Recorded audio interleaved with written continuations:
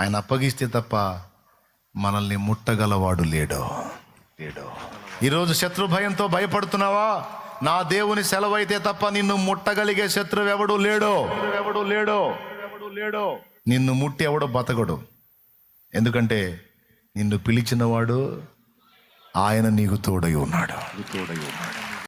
నిజంగా దేవుడు మనకు తోడై ఉండకపోతే ఈ మోసగాడి చేతిలో ఎప్పుడో అయిపోయేవాళ్ళం. ఆ మహానుభావుడు నిరంతరం మనకు ప్రాకారమై ఉండి దుష్టత్వం పాలు మనం కాకుండా, మనం దుష్టత్వం చేయకుండా, ఆయన చిత్తం తొలగిపోకుండా, ఈ దుష్టుడి చేతిలో మోసపోకుండా ఈ 4 సంగతుల్లో నిరంతరం కాపాడుతూ ఉన్నాడు.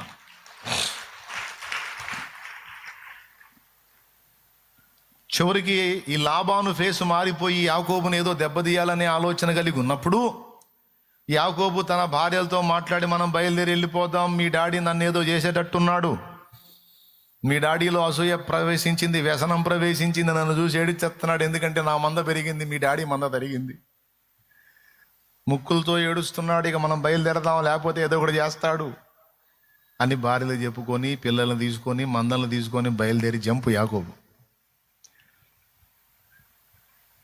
వెళ్తే లాబాను చూసి, వీడు మోసం చేశాడు, మొత్తం తీసుకొని పోయాడు, నా మంద తీసుకొని పోయాడు అని మంది మార్బలాన్ని వేసుకొని యాకోబును తరుముతాడు. ఎందుకంటే దొరికితే చంపేయాలని. వ్యసనము, అసూయ రక్త సంబంధాన్ని కూడా శత్రుత్వంతో మార్చేస్తుంది. వ్యసనం, అసూయ అనేది రక్త సంబంధాలకు కూడా విలువ లేకుండా చేస్తుంది. ఈ అసూయ, ఈ కుళ్ళు, ఈ దరిద్రం, ఈ మత్సరం రక్త సంబంధాలకు కూడా పట్టించుకోదు. అప్పుడు ఉంది, ఇప్పుడు కూడా ఉంది. నువ్వు బాగుపడుతున్నావు అనుకో, అవతలోడు చితికిన స్థితిలో ఉన్నాడు, వాడు ఎంత దుఃఖపడతాడంటే నువ్వు నాశనం అయిపోతే రక్త సంబంధే కోరుకుంటా. ఇలాంటి దుర్మార్గపు మనస్సులు కూడా ఉన్నాయి. ఆనాడు లాబాను బుద్ధి కూడా అలానే పనిచేసింది. తరిమాడు యాకోబుని. ఇంకా కొంచెం ఒక్కరోజు జర్నీ చేశాడంటే యాకోబును పట్టుకుంటాడు, చంపేస్తాడు. ఈ రాత్రి దేవుడు దర్శించాడు. సొంత మామే, అటు మేనమామ, ఇటు పిల్లనిచ్చిన మామ, 2 విధాల మామ, కూతుళ్ళ మొహం కూడా చూడలా. అల్లుని చంపేద్దామని శత్రువు అయిపోయాడు. సొంత వాడే శత్రువు అయిపోయాడు. అయితే జీవం గల దేవుడు లాబాను అడ్డగించాడు. యోసేపును చంపకుండా యోసేపు అన్నల్ని అడ్డగించాడు. మనల్ని కూడా దెబ్బ తీయకుండా మన శత్రువుతో మాట్లాడతాడు ఆయన. మన శత్రువులను దరి చేరనీయడో, లేకపోతే మనం ఎప్పుడో మన శత్రువుల చేతుల్లో చచ్చిన వారం సుమి. ఆయన అప్పగిస్తే తప్ప మనల్ని ముట్టగలవాడు లేడు. ఈరోజు శత్రు భయంతో భయపడుతున్నావా? నా దేవుని సెలవైతే తప్ప నిన్ను ముట్టగలిగే శత్రువు ఎవడు లేడో. నిన్ను ముట్టి ఎవడో బతకడు. ఎందుకంటే నిన్ను పిలిచినవాడు ఆయన నీకు తోడై ఉన్నాడు. కొన్నిసార్లు మన ప్రార్థన విని అడ్డగిస్తాడు. కొన్నిసార్లు మనం ప్రార్థన చేసుకోకపోయినా పరిశుద్ధాత్మ మన పక్షమున చేసిన ప్రార్థన విని, యేసయ్య మన కోసం చేసిన విజ్ఞాపన విని, మన తండ్రి మనల్ని సేవ్ చేసేవాడై ఉన్నాడు, అడ్డగించేవాడై ఉన్నాడు, కాపాడేవాడై ఉన్నాడు. కొన్నిసార్లు మన ప్రార్థనకు జవాబు వచ్చింది, కానీ కొన్నిసార్లు మనం అడగనివి కూడా మనకు వస్తాయి. అది ఎవరి ప్రార్థన తెలుసా? మన పక్షమున పరిశుద్ధాత్మ విజ్ఞాపన, మన పక్షమున తండ్రి కుడి పార్శ్వమునున్న యేసయ్య విజ్ఞాపన. వారి విజ్ఞాపన లేకపోతే మనం ఎప్పుడో అవుట్. రోమపత్రికలో ఈ 2 సంగతులు ఉన్నాయి. 8వ అధ్యాయంలో 26వ వచనం, 27వ వచనం, అలాగే 34వ వచనం. 27లోనేమో పరిశుద్ధాత్మ మన పక్షమున విజ్ఞాపన చేస్తున్నాడని ఉంటుంది. 34వ వచనంలోనేమో యేసయ్య మన పక్షమున విజ్ఞాపన చేస్తున్నాడని ఉంటుంది. వారి విజ్ఞాపన. ఇన్నిసార్లు నువ్వు క్షమించబడ్డావు. ఉగ్రత నీ మీదికి రాలా, కోపం నీ మీదికి రాలా, శిక్ష నీ మీదికి రాలా. పలు విధములుగా నువ్వు విసిగించినా సరే కోపం నీ మీదికి రాలా. దేవుని కోపం, దేవుని తీర్పు నీ మీదికి రాలా. క్షమాపణ వచ్చింది. నువ్వు అనుకుంటుంటు ఎట్లా జరుగుతుంది అని? యేసయ్య నీ పక్షంగా ప్రార్థన చేస్తున్నాడు, విజ్ఞాపన చేస్తున్నాడు, పరిశుద్ధాత్మ నీ పక్షంగా అడుగుతున్నాడు. అందుకే కోపం నీ మీదికి నా మీదికి రాలా, లేకపోతే మనం ఎప్పుడో అవుట్. దేవునికే మహిమ. చెప్పండి నాయనా.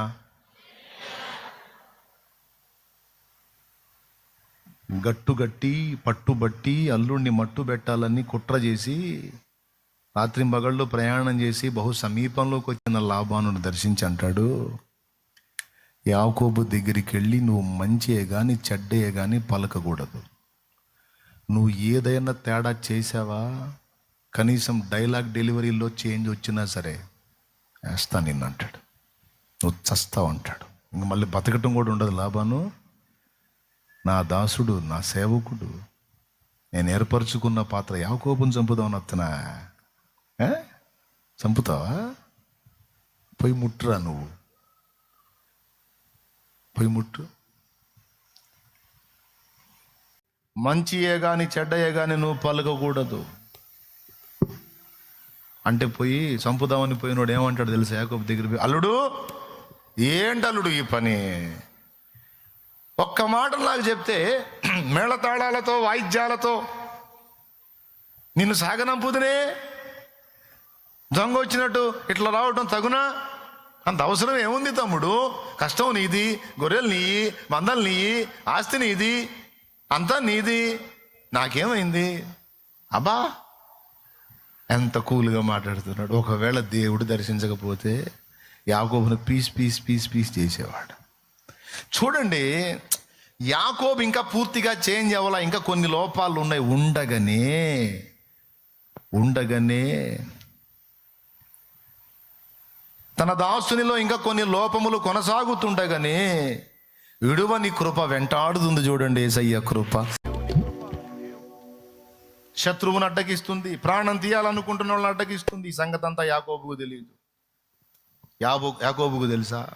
లాబానే చెప్తాడు లాబా, నీ దేవుడు, నీ పితరుల దేవుడు నాకు ప్రత్యక్షమయ్యి యాకోబు దగ్గరికి వెళ్ళి మంచియే కానీ చెడ్డయే కానీ నీవు పలకకూడదని వార్నింగ్ ఇచ్చాడు అల్లుడు, లేకపోతే నీకు బ్యాండు బాజా మోగేదల్లుడు, బతికిపోయావులేపో అంటే నాకు తెలిసి యాకోబు ఏం చేసి ఉండాలి ఒకసారి ఊహించండి. వాగ్దానములన్నీ నెరవేర్చుచుంటివా వాగ్దాన పూర్ణుడా, నేను నీకు తోడై ఉండి నిశ్చయముగా నిన్ను ఆశీర్వదింతును. నీవు వెళ్ళు స్థలమునకెల్లా నేను నీతో కూడా వచ్చేదను. ఆకాశ నక్షత్రముల వలె నీ సంతానమును నేను విస్తరింపజేసేదను. నిన్ను ఈ చోటికి మరలా నేను రప్పిస్తాను. వాగ్దానములన్నీ నెరవేర్చుచుంటివా వాగ్దాన పూర్ణుడా నా యేసయ్యా. అయ్యా మాట మీద నిలబడ్డావా? వెంటాడుతున్నావా? నిజంగా నువ్వు అడ్డుపడకపోతే మావి చేతిలో చచ్చిపోయేవాడినే. కాపాడావా? సోదరుడా, సోదరి, నిన్ను ఆశ్చర్యకరమైన తన వెలుగులోని పిలిచిన దేవుడు అంత తేలిగ్గా నిన్ను అప్పగిస్తాడు అనుకుంటున్నావా? అంత తేలిగ్గా నిన్ను అప్పగిస్తాడు అనుకుంటున్నావా? పొరపాటును కూడా అది జరగదు.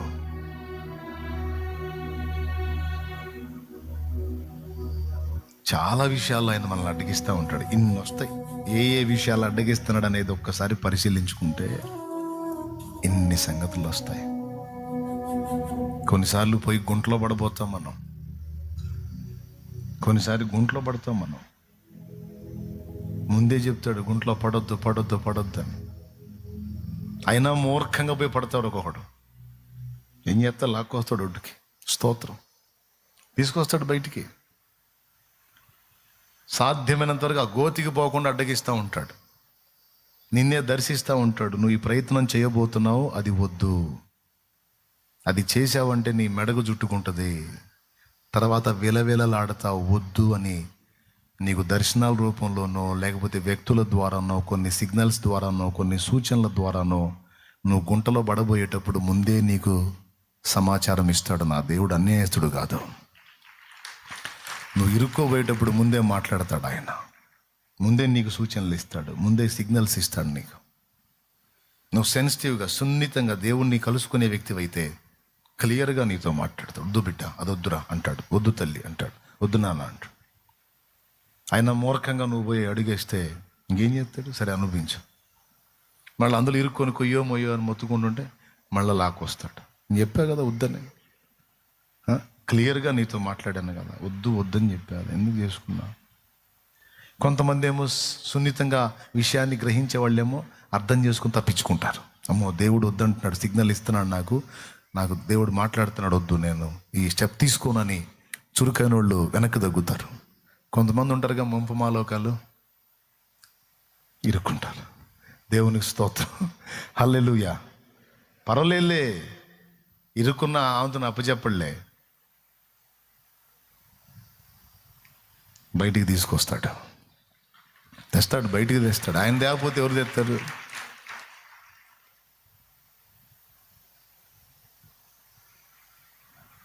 చాలా విషయాలలో మన దేవుడు అసలు ఎట్లా మన విషయంలో కదులుతున్నాడంటే ఎన్ని సంగతులు వస్తాయో. మరణము మన దరి చేరకుండా మనల్ని అడ్డగిస్తూ ఉన్నాడు ఆయన. మన దేహము రోగగ్రస్తమై నాశనం కాకుండా చాలా విషయాలు మనం చేయకుండా అడ్డగిస్తూ ఉన్నాడు ఆయన. మరణము తప్పించుట ప్రభువగు యెహోవా వశము అని రాస్తుంది.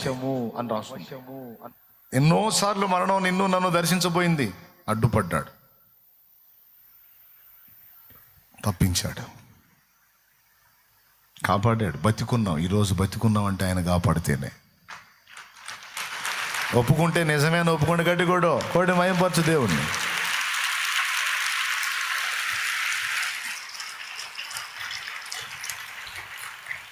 ఇప్పుడు మన దేవుడు ఏమై ఉన్నాడు? ఏం దేవుడై ఉన్నాడు ఈరోజు చెప్పండి మీరు? అడ్డగించే దేవుడై ఉన్నాడు. దేవునికి స్తోత్రం కలుగునుగా.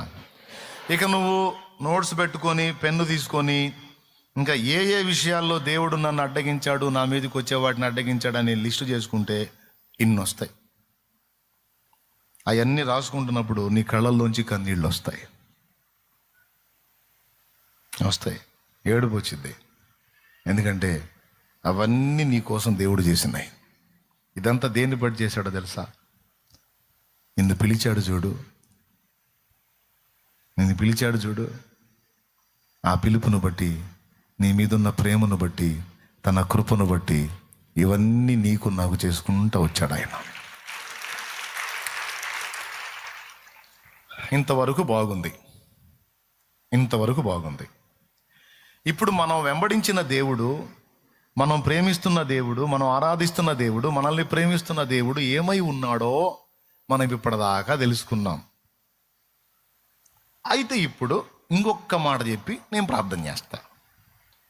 కేవలం దేవుని సంగతులు మాత్రమే చెప్పి ముగించాలని నేను ఈ మ్యాటర్ ఎత్తుకోవాలా. ఇంత విన్నాం మనం. ఏమై ఉండాలని దేవుడు కోరుకుంటున్నాడో ఆ సందేశం కూడా ఒక్క మొక్క మనం విందాం. అది అసలు మ్యాటర్. ఎన్నో ఉపద్రవాలు మన మీదికి రాకుండా మనల్ని నిరంతరం అడ్డగిస్తూ మనల్ని ప్రొటెక్ట్ చేస్తున్నటువంటి దేవుడు మనము కూడా అడ్డగించువారము కావాలని కోరుకుంటున్నాడు. అది మన విషయంలో దేవునికి ఉన్న ఒక ప్రణాళిక. మనము కూడా అడ్డగించువారము కావాలి అని కోరుకుంటున్నాడండి. ఇది కీలకమైన విషయం, ఇది వినాలి ఇప్పుడు మీరు. ఇప్పటిదాకా దేవుడు నిన్ను ఏ విధంగా కాపాడుకుంటూ వచ్చాడు, ఎన్ని విషయాల్లో సేవ్ చేసుకుంటూ వచ్చాడు నువ్వు విన్నావు. ఏ విషయాల్లో నీకు అడ్డుపడతా వచ్చాడో విన్నావు. ఆయన బిడ్డగా నువ్వు కూడా అడ్డగించే వ్యక్తిగా ఉండాలనేది దేవుడు ఆశిస్తున్నాడు. దీనికి మీకు బైబిల్లో కొన్ని నిరూపణలు ఉన్నాయి. ఇశ్రాయేలు దేవుని మీద తిరుగుబాటు చేశారు మోషే నాయకత్వంలో. ఓసారి మోషే మీద తిరుగుబాటు చేశారు, తద్వారా దేవుని మీద తిరుగుబాటు చేశారు. ఆ ఆత్మీయ నాయకుడి మీద తిరుగుబాటు చేయటం పరోక్షంగా దేవుని మీద తిరుగుబాటు చేయటంగానే దేవుడు పరిగణిస్తాడు. అర్థమైందా? మళ్ళీ చెప్పేదా? ఆత్మీయ నాయకుడి మీద తిరుగుబాటు చేయటం పరోక్షంగా దేవుని మీద తిరుగుబాటు చేయటంతోనే దేవుడు పరిగణిస్తాడు. పెద్ద తెగులు రేగి పిట్టలు రాలినట్టు రాలిపోతున్నారు. చూస్తానే పిట్టలు రాలినట్టు రాలిపోతున్నారు. ఇది మోషేకి అర్థమైంది. వెంటనే మోషే ఒక కేక వేస్తాడు అహరోన్ని. అహరోను అహరోను అహరోను ధూపార్తి తీసుకొని తెగులు సోకిన వ్యక్తుల మధ్యకి, తెగులు సోకినటువంటి వ్యక్తుల మధ్యలోకి వెళ్ళిపో. తెగులు సోకిన ప్రదేశానికి మధ్యలో నిలబడు. దేవుని కోపం రగులుకుంది, నువ్వు వెళ్ళి ఆయనను శాంతపరచు, ఆయనను అడ్డగించు అహరోను అని కేకేస్తాడు. వెంటనే భలే స్పీడ్గా అహరోను ఆ పని చేస్తాడు. ఒక ప్రాంతానికి తెగులు సోకిద్ది, ఇక రెండో ప్రాంతానికి అది విస్తరిస్తూ ఉంటుంది. ఈ రెండిటి మధ్యలోకి ఎంటర్ అయ్యి ధూపార్తి చేపుని దేవుని వైపు చూస్తాడు. దేవా శాంతించు, నువ్వు కోప్పడితే ఈ ప్రజల్లో ఒక్కడు మిగలడు. శాంతించు నాయనా, కనికరించు, జాలిపడు, కృపచూపు, వారిని బ్రతకనివ్వు అని ఆయన ధూపార్తి చేత పట్టుకొని మధ్యలో నిలబడితే ఆ తెగులు నిలిచిపోయేను అని రాసుంది. ఎక్కడ రాసుందో ఏమన్నా చెప్పగలరా? సంఖ్యాకాండం 16వ అధ్యాయం 48వ వచనం. అదండి, చూడండి ఒకసారి. సంఖ్యాకాండం 16:48. అతడు చచ్చిన వారికిని బ్రతికి ఉన్న వారికిని మధ్యను నిలువబడగా తెగులు ఆగెను. బిడ్డలారా, చచ్చిన వారికిని బ్రతికున్న వారికిని మధ్యలో నిలబడ్డాడట. ఒకవేళ అహరోను ఆనాడు అడ్డగించకపోతే, ఎవరిని అడ్డగించకపోతే, దేవుని కోపాన్ని అడ్డగించకపోతే మొత్తం పిట్టలు రాలినట్టు రాలిపోయేవాళ్ళు.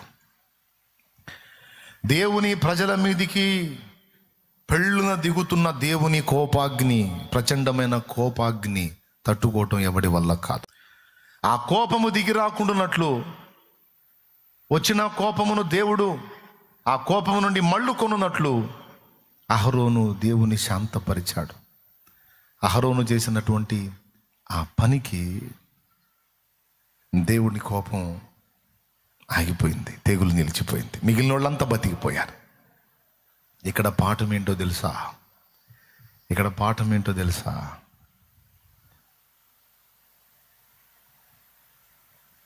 ప్రజల మీదకి వచ్చేటువంటి నాశనమును మనము అడ్డగించకపోతే అది ఎంతమందిని బలి తీసుకుంటుందో తెలియదు. క్రీస్తు రక్తము చేత విమోచింపబడి పరిశుద్ధపరచబడి పరిశుద్ధ జనముగా సొత్తైన ప్రజలముగా దేవుని సంబంధులంగా ఏర్పరచబడిన మనకు దేవుడిచ్చిన ఆధిక్యత ఎంత గొప్పదో తెలుసా? ఈరోజు ప్రపంచంలో జరుగుతున్నటువంటి విలయాలు చాలా వాటిని దేవుడు రాకుండా తన్ను తాను అణచుకోవడానికి కారణం ఏంటో తెలుసా? దేవుని ప్రజలలో కొంతమంది పెడుతున్న మొర్ర, కొంతమంది చేస్తున్న విజ్ఞాపన. ఏర్పరచబడిన వారు, పిలువబడిన వారిలో కొంతమంది దేవుణ్ణి అడ్డగిస్తున్నారు. దేవా శాంతించు, కనికరించు, ప్రజలను నాశనమునకు అప్పగించొద్దు, దేశం మీదికి ప్రపంచం మీదికి విలయాలను రానియొద్దు, సమూల నాశనం కానియొద్దు, దేవా మన్నించు, దేవా కృపచూపని పిలువబడిన వారిలో కొంతమంది అనుదినము తమ ప్రార్థన, విజ్ఞాపన, స్తుతి, ధూపము చేత దేవుని శాంతపరచుచున్నందున దేవుడు నాశనమును ప్రపంచం మీదికి రానియకుండా వెనక్కి దగ్గుతున్నాడు. అలాగూ తనను అడ్డగించడానికి దేవుడే కొంతమందిని వ్యక్తులను ఏర్పరచుకున్నాడు. అందులో నువ్వు నేను కూడా ఉన్నాం. తెలుసా నీకు ఆ సంగతి? దేవుడు అలా ఏర్పరచుకున్న పాత్రల్లో నువ్వు నేనున్నాం. నువ్వు అనుకుంటావు, నేను ఒక్కదాన్ని పొద్దున్నే లేచి ప్రార్థన చేస్తే, నేను ఒక్కదాన్ని 3ంటికి లేచి ప్రార్థన చేస్తే, నేను ఒక్కడిని 3ంటికి లేచి ప్రార్థన చేస్తే నా దేశం మీదకి వచ్చే నాశనమును తప్పించు దేవా, ప్రకృతి విలయాలను తప్పించు దేవా, నా దేశము నాశనం కాకుండా కాపాడు దేవా, నా ప్రజల్ని రక్షించు దేవా అని నేను పెట్టే మొర్ర ఏ గాలికో పోతుంది, అది దేవుని దగ్గరికి చేరదు అని నువ్వు అనుకుంటావు. సోదరుడా, కోట్లాది మంది ప్రజలలో నేను ఒక్కడిని ఎంత, ఏ పాటి వాడిని, నా ఒక్కడి వలన ఏం జరుగుతుందని నువ్వు అనుకుంటావు. ఎన్నడూ అలా రానియొద్దు. నీ మొర్రకు దేవుడు విలువనిచ్చాడు, దాన్ని బట్టి చాలా వాటిని ఆపాడు. ఇప్పుడు అర్థం కాదు, రేపు నీకు అక్కడ పోయినాక అర్థమైంది. దేవుడే చెప్తాడు, నువ్వు ఆ జామున లేచి చేసిన ప్రార్థన విని, ఇదిగో ఇన్ని కీడులు రాకుండా నేను అడ్డగించాను, లేకపోతే వచ్చాయి చాలామంది నాశనం అయ్యేవాళ్ళు. అవి రాకుండా ఆపడానికి కారణం ఎవరో తెలుసా? నువ్వే అంటాడు. అలా అడ్డగించే వాళ్ళలో మనం ఉండాలనేది దేవుని కోరికే.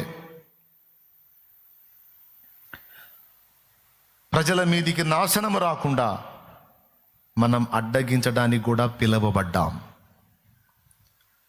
హల్లెలూయా. యెరూషలేమా, నీ ప్రాకారముల మీద నేను కావలి వారి నుంచి ఉన్నాను, రేయైనా పగలైనా వారు మౌనముగా ఉండరు అన్నాడు. మరి ఏం చేస్తారు?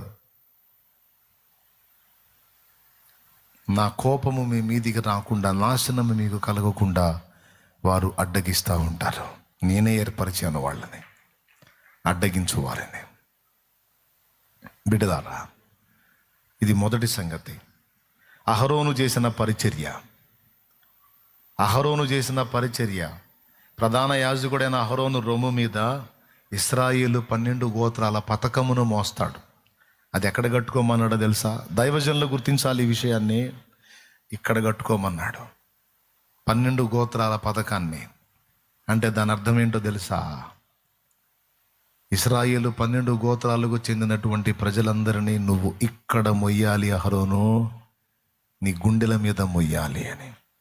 ఒకసారి మోషే అంటాడు, చూడు, ఈ గొప్ప జనమును నా రొమ్మున మొయ్యమని చెప్తున్నావు, ఈ జనం ఏమన్నా తక్కువ ఉందా అని మోషే అంటాడు. గుర్తుందా? ప్రధాన యాజకుడికి ఉన్నటువంటి దుస్తులలో ఇక్కడ 12 గోత్రాల పథకాన్ని మొయ్యమంటాడంటే ఇశ్రాయేలు సర్వ సమాజం యొక్క రక్షణ, భద్రత అహరోను గుండెల మీద పెట్టుకొని మొయ్యాలి. అందుకే అహరోన్ చేత పని చేయించాడు మోషే. దేవునికి స్తోత్రం కలుగును గాక. సంఘ క్షేమాభివృద్ధి కొరకు, సంఘము యొక్క భద్రత కొరకు, సంఘము సత్యమందు స్థిరపరచబడుట కొరకు, సంఘములో దుర్బోధ తొలగిపోవుట కొరకు, సంఘములో సత్యస్థాపన జరుగునట్లు సంఘమును మన గుండె మీద మొయ్యాలి మనం. అది కదండి 12 గోత్రాల పథకం. లైన్కి 4, 3 వరుసలు, 3, 4, 12. 12 గోత్రాలు ఎక్కడ ధరించమన్నాడు? అదిగో రొమ్ము మీద, దాన్ని గుండె మీద మోయాలి. దాని మీదికి నాశనం రాకుండా, కోపం రాకుండా, శాపము రాకుండా, దానిలో పాపం జరగకుండా దాన్ని మన గుండె మీద భరించాలి. దానికోసం మన విజ్ఞాపన ఉండాలి. ప్రతిదినము దాని విషయంలో మనం అడ్డగించాలి. శత్రువు దాన్ని అటాక్ చేయకుండా అడ్డగించాలి. దేవుని కోపం దాని మీదికి రాకుండా మనం అడ్డగించే పాత్ర పోషించాలి. దేవునికి మహిమ కలుగును గాక. హల్లెలూయా.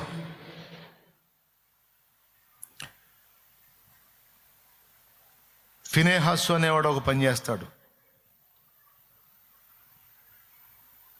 ఇశ్రాయేలు పాపం చేసి వాళ్ళ మధ్య తెగులు రేగి మళ్ళా చచ్చిపోతున్నప్పుడు అహరోను మనమడు ఎలియాజరు కుమారుడు ఫినెహాసు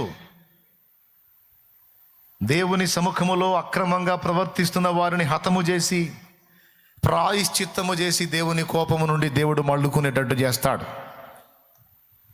అక్కడేమని చెప్తాడంటే ప్రాయశ్చిత్తము చేశాడంటాడు. దేవునికి స్తోత్రం కలుగును గాక. అక్కడేం చేశాడు ఫినెహాసు? ప్రాయశ్చిత్తం చేశాడు. కాబట్టి అతనితో నా నిబంధన స్థిరపరుస్తాను, నేను చూచి ఓర్వలేని దాన్ని ఫినెహాసు కూడా చూచి ఓర్వలేకపోయాడు అని దేవుడు సంతోషపడి కోపం నుండి మళ్ళుకుంటాడు. అక్కడ ప్రాయశ్చిత్తం. ఇక్కడేమో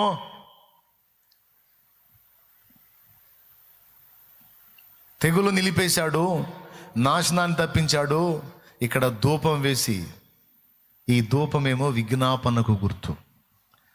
అక్కడేమో ప్రాయశ్చిత్తం చేశాడు, చేసి ఇశ్రాయేలు మీద తెగులు తొలగిపోయేటట్టుగా ఫినెహాసు చేస్తాడు. కనపడలేదా? 25వ అధ్యాయం, సంఖ్యాకాండం 25వ అధ్యాయం 13వ వచనం. అది నిత్యమైన యాజక నిబంధనగా అతనికిని అతని సంతానమునకును కలిగి ఉండును. ఏలయనగా అతడు తన దేవుని విషయమందు ఆసక్తి గలవాడై ఇశ్రాయేలీయుల నిమిత్తము ప్రాయశ్చిత్తము చేసెను. అది ఏం చేశాడని ఉంది? ప్రాయశ్చిత్తం చేశాడంట. అక్కడ ఏం చేశాడు?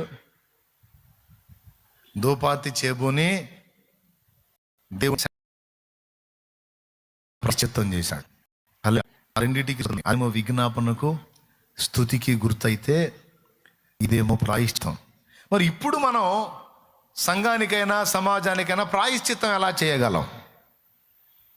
నాడు ఫినెహస్ చేసింది ఒకటి, తర్వాత ప్రత్యక్ష గుడారములో అహరోను యాజకుడుగా ఉండి చేసే ప్రాయశ్చిత్తం ఒకటి. అదేంటో తెలుసా? పశువు యొక్క రక్తమును తీసుకొని ఇశ్రాయేలు యొక్క పాపముల నిమిత్తం ప్రాయశ్చిత్తముగా బలిగించుట. ఆ బలి రక్తమును తీసుకొని అతి పరిశుద్ధ స్థలములో ప్రోక్షించుట ఇశ్రాయేలుకు ప్రాయశ్చిత్తము చేయుట. ఇశ్రాయేలు విషయములో దేవునికి ప్రాయశ్చిత్తము చూపుట. మరి ఇప్పుడు మనం ఎట్లా చేయగలం ప్రాయశ్చిత్తం అంటే?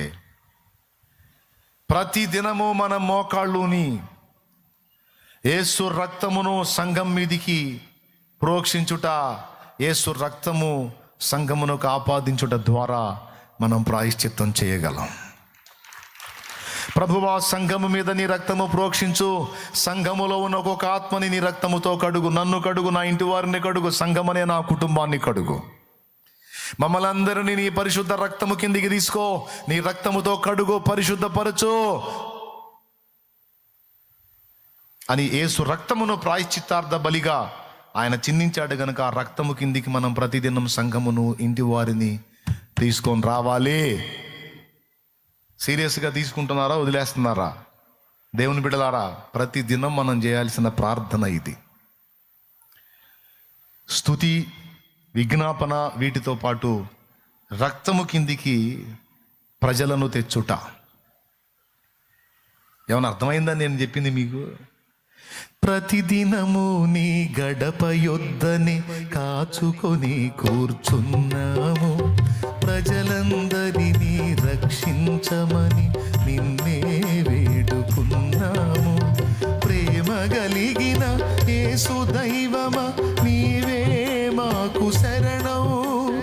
ప్రేమ కలిగిన యేసు దైవమా, నీవే మాకు శరణం.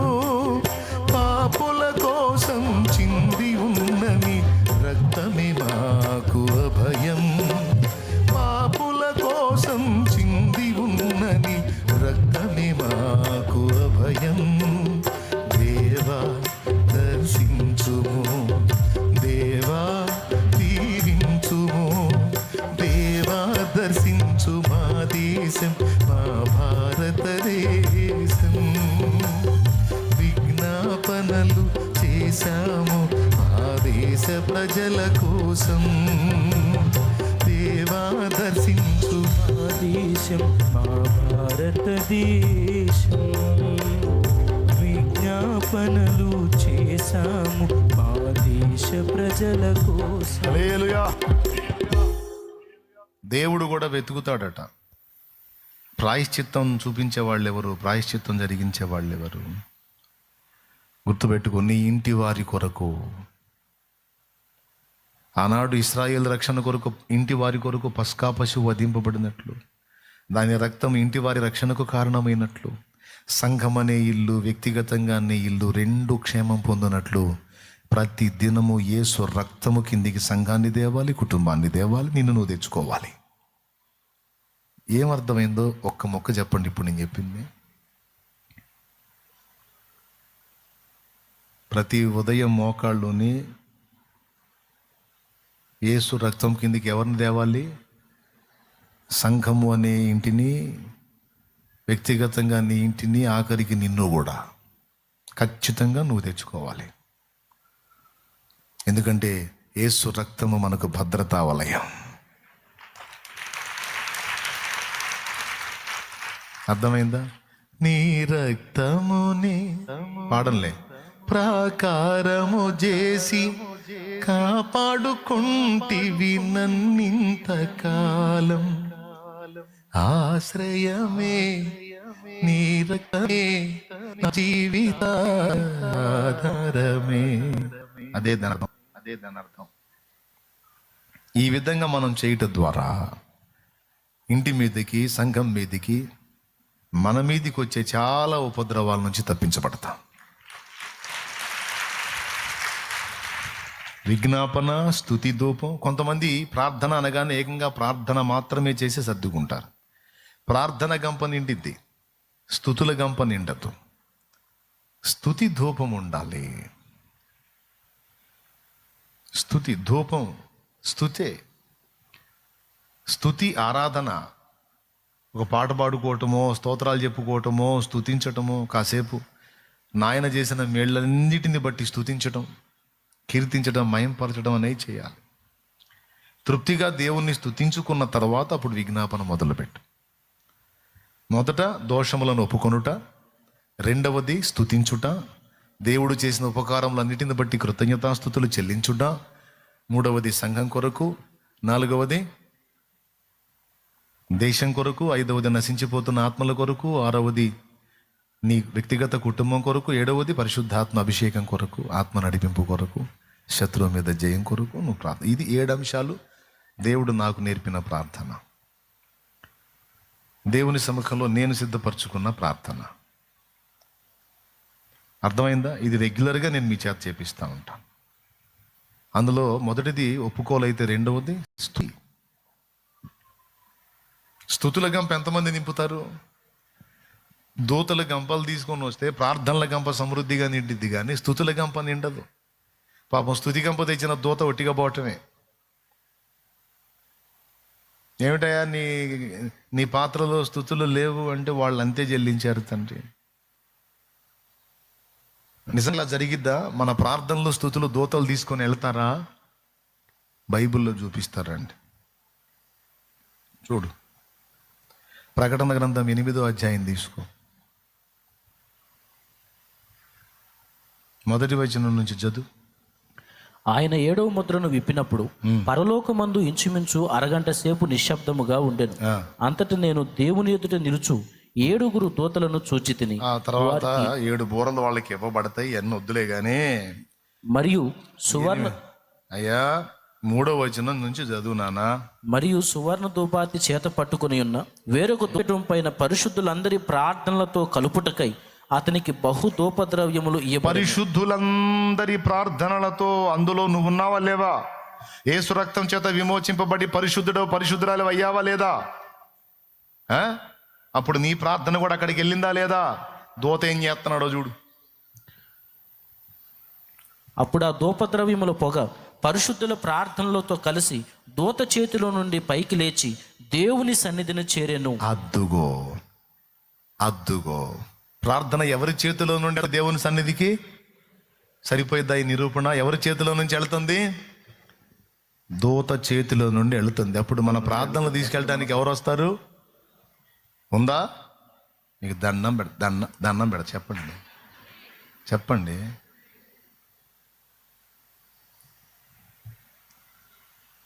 ఉందా? అది అంటే నువ్వు మోకాళ్ళు నిన్నప్పుడు ఖచ్చితంగా నీ ప్రార్థన గైకొనటానికి దూతలు వస్తాయి. ఈ గంప నిండిది, ఈ పాత్ర నిండిది, ఆ పాత్ర నిండదు. ఏ పాత్ర? స్తుతుల పాత్ర. ఆయన మనం చేసే స్తుతి ఏందో, మన ప్రార్థన ఏముందిలే అన్న. ఆయన పరిశుద్ధుడని కెరూబులు, శరాబులు, దూతలు, మహాదూతల చేత నిత్యము కొనియాడబడుతుంటే వాళ్ళు చేసే స్తుతిలో మనం చేసేది ఏ మూలకన్నా? మనం చేయకపోయినా నడిచిద్దని అంటే వింత ఏంటో తెలుసా? వాళ్ళు అంత స్తుతించినా వాళ్ళ దాన్ని ఆయన పట్టించుకోడు.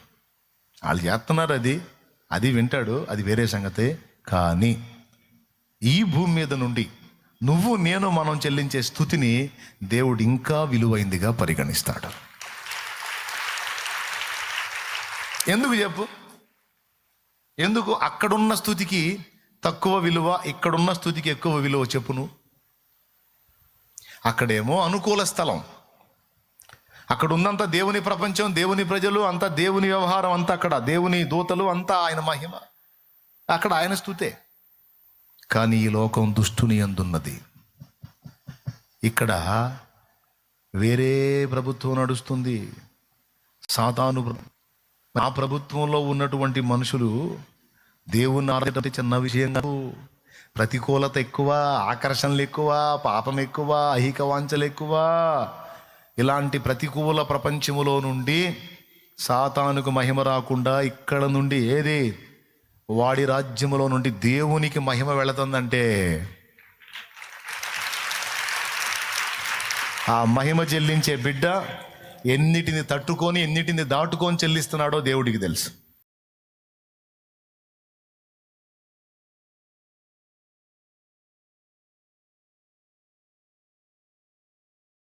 నేను పాడేది ఎక్కువ, ఛాన్స్ దొరికితే అరడజనైనా పాడటానికి ఇష్టపడేది. ఎందుకంటే స్తుతి ఇష్టం ఆయనకి. ఇక్కడి నుంచి వచ్చే స్తుతి ఇంకా విలువైంది. పాపము నిండిన ఈ సమాజంలో, నీతి మాలిన సమాజములో, సైతాను గవర్నమెంటు, సైతానుగాడు భూమండలం మొత్తాన్ని పరిపాలిస్తున్న పరిస్థితుల్లో ఉన్న ఈ సమాజంలో దేవునికి మహిమ ఏంటండి? కానీ ఇలాంటి దానిలో కూడా దేవునికి మహిమ చెల్లించేదే తన సంఘము, సంఘములోని పరిశుద్ధులు. అందుకే కోటాను కోట్ల ప్రపంచాలున్నా, కోటాను కోట్ల సమాజాలున్నా, లెక్కకు మించినటువంటి కన్యకలు అంటే లెక్క పెట్టలేనన్ని ప్రపంచాలున్నా, అందులో కోటాను కోట్ల రకరకాల వ్యక్తులు ఉన్నా, అందరినీ పక్కన పెట్టి ఈ భూమండలం మీద నుంచి వచ్చే స్తుతిని స్పెషల్గా వింటాడట. మన స్తుతిని వింటాడు, మన ఒకళ్ళతో ఒకళ్ళు మాట్లాడుకోవటం కూడా వింటాడు. తన భక్తులు ఒకరితోనొకరు మాట్లాడుకుని చూడగా యెహోవా చెవియొగ్గి ఆలకించును. అసలు ఆయన ఎక్కడ, మనం ఎక్కడ? మన సంభాషణ వింటాడు, స్తుతి వింటాడు, ప్రార్థన వింటాడు.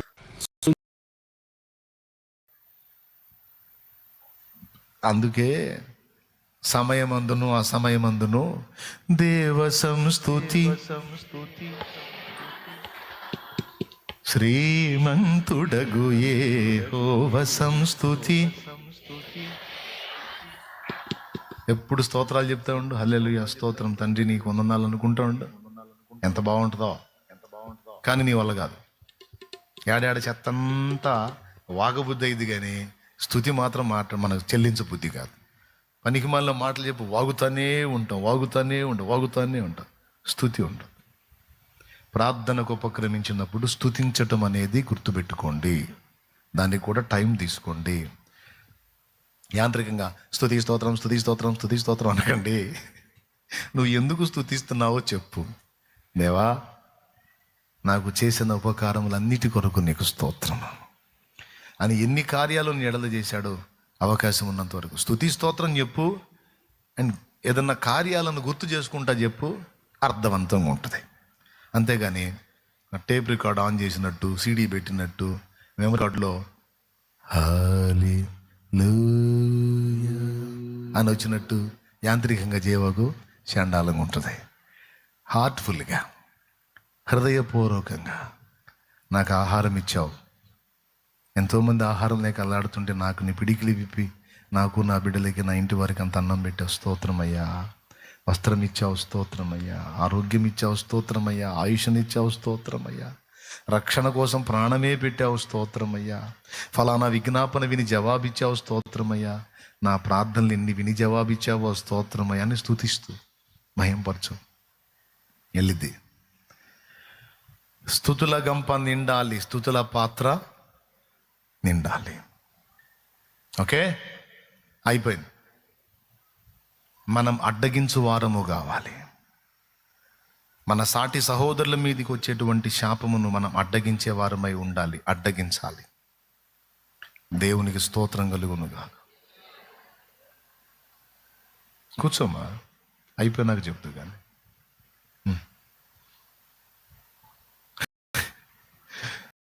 కింద పడేసేటట్టున్నావు. చిన్నంగా లాగలి నడుగుతున్నాయి. కింద పడేసే నేను చెప్పిన అర్థమైంది నీకు? తప్పకుండా వాటిని ఫాలో అవ్వ బిడ్డ. మన సహోదరులు దారి తప్పి పతనం వైపు నడుస్తుంటే వాళ్ళని అడ్డగించి ఎట్లనైనా దైవిక ప్రేమతో వాళ్ళని దేవుని యొద్దకు నడిపించే వారంగా ఉండాలి. సువార్త ప్రకటన ద్వారా సాతాను మనుషుల్లో చేసే నాశనాన్ని అడ్డగించే వారమై ఉండాలి. మనం ప్రార్థించటం, స్తుతించటం, ప్రాయశ్చిత్తం చేయటమే కాదు, సువార్త ప్రకటించటం ద్వారా మనుషులకు కలిగేటువంటి నిత్య నరకం అనే శిక్షను మనం అడ్డగించి ఆత్మలను కాపాడుతున్న లెక్కలోకి వస్తాం. మనం సువార్త ప్రకటన మనం చేయకపోతే మనం అడ్డగించే వారి లిస్టులో ఉన్నాం. ప్రకటించాలి. ఎంతమందికి నువ్వు పరిచయం చేయగలవు యేసయ్యను గురించి?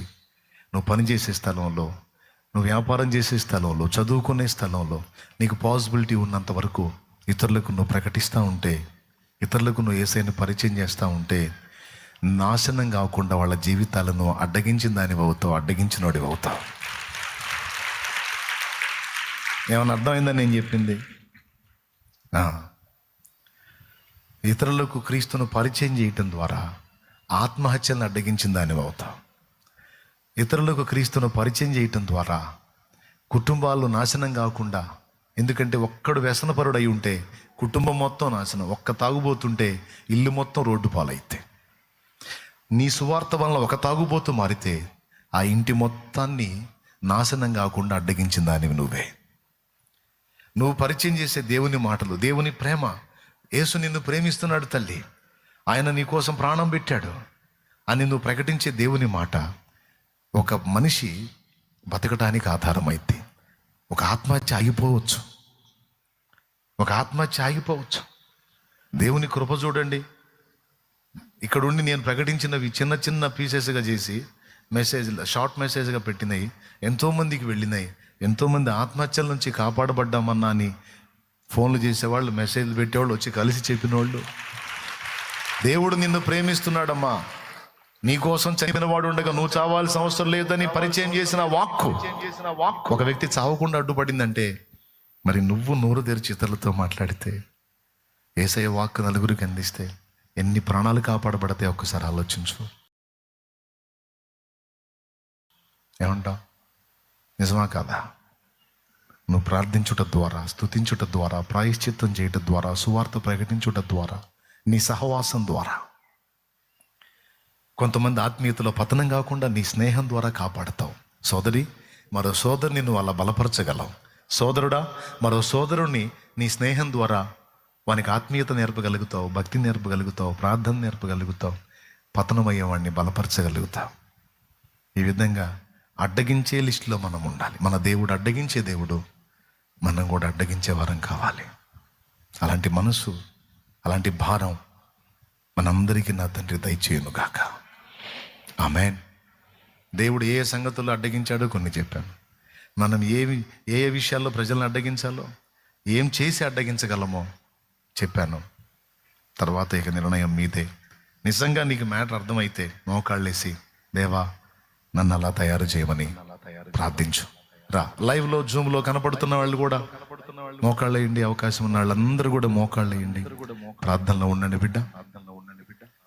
ఎప్పుడైతే మనం ఇలాంటి వారం అయిపోతామో, ఈ విధంగా మనం సిద్ధపడతామో, దేవునికి సమీపం అవుతాం మనం. ఎందుకంటే మన దేవుడు అడ్డగించే దేవుడు. మనల్ని కూడా అలాగున సిద్ధపరుస్తున్నాడు. అలా మనల్ని చూసినప్పుడు మనల్ని బట్టి దేవుడు సంతోషపడతాడు. నాకే మనసుందో నా కుమారుడికి, నా కుమార్తె కూడా అదే మనసుంది అని నీ మనసును బట్టి, నీవు చేసే ఆ కార్యాలను బట్టి నా తండ్రి నిన్ను దీవిస్తాడు. నువ్వు ఎవరి కోసం పాటుపడుతున్నావో వారిని రక్షిస్తాడు. ఇతరుల గురించి ఆలోచించి ఇతరుల కోసం భారం కలిగిన నిన్ను కూడా తప్పక దీవిస్తాడో, ఆశీర్వదిస్తాడు. నీకున్న ప్రతికూలతలన్నిటి నుంచి నిన్ను విడిపిస్తాడు. రా, మోకాళ్ళ మీదికి రా. దేవా, దేవా, నన్ను నిజంగా ఎన్నో విషయాల్లో అడ్డగించావు నాయన. కొన్నిసార్లు మూర్ఖంగా నేను బరి తెగించి అడుగులు వేయబోయినా నీ కృపతో నన్ను కాపాడుకున్నావు, నీ కృపతో నన్ను సంరక్షించుకున్నావు, నీ కృపతో నన్ను ఓర్చుకున్నావు, నన్ను క్షమించావు, నన్ను తప్పించావు. నీకు స్తోత్రము, స్తోత్రము, స్తోత్రము నా తండ్రి. చావు గోతిలోకి పోకుండా కాపాడావు. నీకు విరోధంగా పాపం చేయకుండా నన్ను అడ్డగించావు. దుష్టత్వం నా మీదకి వచ్చి నన్ను నాశనం చేయబోను కొనగా తప్పించావు. శత్రువు బారి నుండి తప్పించావు, మరణం వశం నుండి తప్పించావు, రోగం బారి నుండి తప్పించావు. ఇక ముందుకున తప్పించగలవు. నా దేవా నీకు స్తోత్రము, నా తండ్రి నీకు స్తోత్రము, నా ప్రభువా నీకు స్తుతి స్తోత్రము, స్తుతి స్తోత్రము, స్తుతి స్తోత్రము, స్తుతి స్తోత్రము, స్తుతి స్తోత్రము. హల్లెలూయా, హల్లెలూయా, హల్లెలూయా, హల్లెలూయా, హల్లెలూయా. యేసయ్యా నీకు స్తోత్రమయ్యా, స్తోత్రమయ్యా, స్తోత్రమయ్యా. చేద్దామా, ప్రార్థన చేద్దామా? ఎన్నింటి నుండో నిన్ను తప్పించిన దేవుడు, నీవు కూడా ఇతరులను తప్పించే వ్యక్తివి కావాలి. ఎన్నింటి నుంచో నిన్ను కాపాడిన దేవుడు, నీ మీదికి రాకుండా అడ్డగించిన దేవుడు, ఇతరుల విషయంలో నీవు కూడా అడ్డగించు వాడవై, అడ్డగించు దానవై ఉండాలని దేవుడు కోరుతున్నాడు. చేద్దాం ప్రార్థన. అయ్యా నీవు నాతో మాట్లాడినందుకు నీకు వందనాలు. కొన్ని సంగతులు, పిలుపున్న వాళ్ళ పరిస్థితులు ఏంటి, పిలిచిన వాడవు నువ్వు ఏమై ఉన్నావు అనే సంగతిని మాకు ఈరోజు తేటపరిచావు. అయ్యా నాయన స్తుతుల గురించి మాకు స్పష్టపరిచావు. చాలా సంగతులు నేర్పావు, చాలా సంగతులు నేర్పావు నాయన. డిస్టర్బ్ చేసి దుష్టుడు ఈ మాటలు నీ బిడ్డలకి వినబడకుండా చేయాలని ఎన్ని తిప్పలు పడినా అవన్నీ వట్టివి చేసి వాటన్నిటిని నువ్వు అడ్డగించి నీ వాక్కు మాకు అందేటట్టు చేశావు. నీకు స్తోత్రములయ్యా. ఈ మాటల్ని బట్టి నీ కృతజ్ఞతాస్తుతులు చెల్లిస్తా ఉన్నాము. ఇవన్నీ మేము తీసుకొని వీటన్నిటిని అనుసరించి మేము జాగరూకులమే నడుచుకున్నట్లు కృపనివ్వయ్యా. స్తుతి మహిమ నీకే చెల్లిస్తూ మా బిడ్డలు భారంతో చేస్తున్న ప్రార్థన ఆలకించి అంగీకరించి ప్రత్యుత్తరము దయచేయండి. ఇతరులకు సువార్త ప్రకటించుట ద్వారా వారి నాశనాన్ని మేము అడ్డగించగలుగుతాం. ఇతరులతో మేము సహవాసం చేసి వారిని బలపరచుట ద్వారా వారి ఆత్మీయ జీవిత క్షేమాభివృద్ధిని మేము కాపాడగలుగుతాం. దుష్టుడు వారిని ముట్టకుండా అడ్డగించగలుగుతాం. ప్రార్థించుట ద్వారా సంఘ క్షేమాభివృద్ధి కొరకు ప్రాయశ్చిత్తముగా నీ రక్తము కిందికి తెచ్చుట ద్వారా సంఘం మీదకి వచ్చే ఉపద్రవాలను అడ్డగించగలుగుతాం. దేశము కోసం ప్రార్థించుట ద్వారా, ప్రపంచం కోసం ప్రార్థించుట ద్వారా, విజ్ఞాపన చేయుట ద్వారా దాని మీదకి వచ్చే విలయాలను అడ్డగించగలుగుతాం. మమ్మల్ని ఆశీర్వదించయ్యా. అయ్యా మమ్మల్ని ఆశీర్వదించు. మమ్మల్ని ఆ విధంగా తయారు చేయి. నువ్వెలాగున్నావో మేము కూడా అట్టివారమై ఉండునట్లు మమ్మల్ని అనుగ్రహించు. యేసు నామములో పొంది ఉన్నాం తండ్రి, ఆమేన్. పైకి లేచి నిలబడదాం. నేను ముగిస్తాను. దేవుడు నిన్ను ప్రేరేపించిన కొలది నువ్వు ప్రార్థనలో గడుపు. అది టైం నీదే. నా సమయానికి నేను ముగించేశాను. ఇక టైం నిర్ణయం మీదే. మీరు వినియోగించుకుంటారో లేకపోతే ముగించుకొని ఇంటికి వెళ్తారో, కానీ చెప్పిన సంగతులు మాత్రం గుర్తుపెట్టుకోండి. చాలా విషయాలు దేవుడు ఈరోజు మనకి స్పష్టపరిచాడు. పరిచర్య గురించి మాట్లాడాడు, దైవజనులతో మాట్లాడాడు, దేవుడిని ఎడల చేసే కార్యాలను గురించి మాట్లాడాడు. ఒకవేళ పిలుపు ఏర్పాటు నీ మీదుంటే నీకు ఎలాంటి ఎదురవుతాయో కూడా దేవుడు స్పష్టపరిచాడు. మనం ఎట్టివారమై ఉండాలో, మన దేవుడు ఎట్టివాడై ఉన్నాడు, ఎన్ని విధాలా మనల్ని సేవ చేస్తున్నాడు, ఆఖరికి మోసపోకుండా మనల్ని ఎలా తప్పిస్తున్నాడు, భక్తుల జీవితాల్లోంచి మనం తెలుసుకున్నాం. ఈ విషయాలన్నీ పునశ్చరణ చేసుకొని మళ్ళా మననం చేసుకొని హృదయం నిండి పొంగి పొర్లున్నట్లు కృతజ్ఞతాస్తుతితో దేవుని మయంపరచండి. అదిక మీ వ్యక్తిగతం. పరిశుద్ధ ప్రభువా, ఇక్కడ ఈ శుక్రవారం వేళ ఇక్కడ ఉన్న వాళ్ళు కావచ్చు, లైవ్ ద్వారా, జూమ్ ద్వారా అందుబాటులోకి వచ్చిన బిడ్డలు కావచ్చు, అందరినీ బట్టి నీ కృతజ్ఞతా స్తోత్రాలు చెల్లిస్తున్నా. ఎంతమంది మ్యాటర్ సీరియస్గా తీసుకున్నారో, విన్నారో, గైకొన్నారో వారందరినీ బట్టి నీ కృతజ్ఞతలు చెల్లిస్తా ఉన్నా.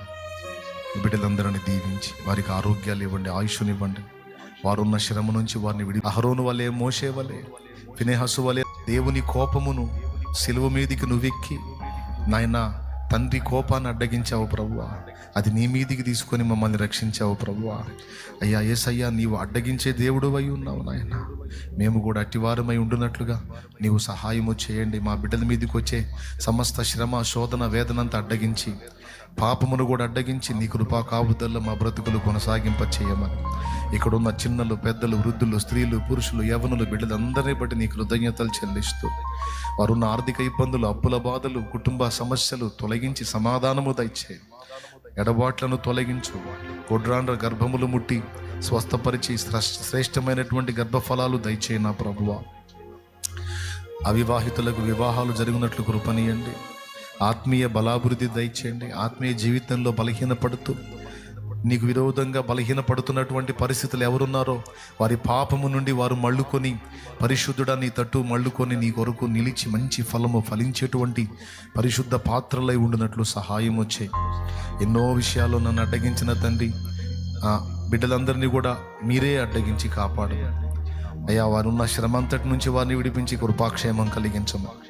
సాతాను కుట్రలన్నీ నాశనం చేయమని, మనశ్శాంతిని దయచేయమని, ప్రశాంతత దయచేయమని. ఏ వేదనతో ఇక్కడికి వచ్చారో వారికి సమాధానము దయచేయమని. ఎవరు ఆత్మహత్య అనే దురాలోచనలో ఉన్నారో ఆ దురాలోచన కలిగించే దయ్యము వారి యొద్ద నుండి తొలగి పోవునుగాక. గొప్ప విడుదల మా బిడ్డలకు దయచేయండి.